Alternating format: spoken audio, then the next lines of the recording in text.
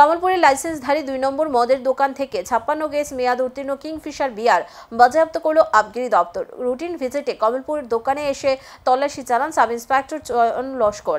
সেখানে উদ্ধার হয় মেয়াদ উত্তীর্ণ বিপুল পরিমাণ বিয়ার। একটি লাইসেন্সপ্রাপ্ত দোকান থেকে মেয়াদ পেরোনো মাদকদ্রব্য মজুদ থাকার ঘটনা অত্যন্ত উদ্বেগজনক বলেই মনে করছেন অনেকে।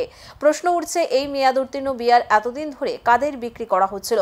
এছাড়াও অভিযোগ, এই দোকান ক্যাশ মেমোও দেওয়া হয় না, যা নিয়ম বিরুদ্ধ। আটক হওয়া বিয়ার বাজেয়াপ্ত করে নিয়ে গেছে আবগারি দপ্তর। তদন্তের দাবি জানাচ্ছেন এলাকাবাসী।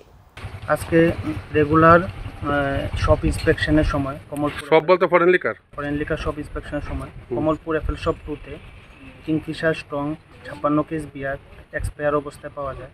তাই আমরা ওদেরকে সিল করে ডিস্ট্রাকশনের জন্য আবগারি দপ্তরের অধীনে নিয়েছি। তার মধ্যে জায়গা না হয় 9 কেস দোকানে রাখা হয়েছে, আর বাকিগুলি আমরা আবগারি দপ্তরে নিয়ে যাচ্ছি।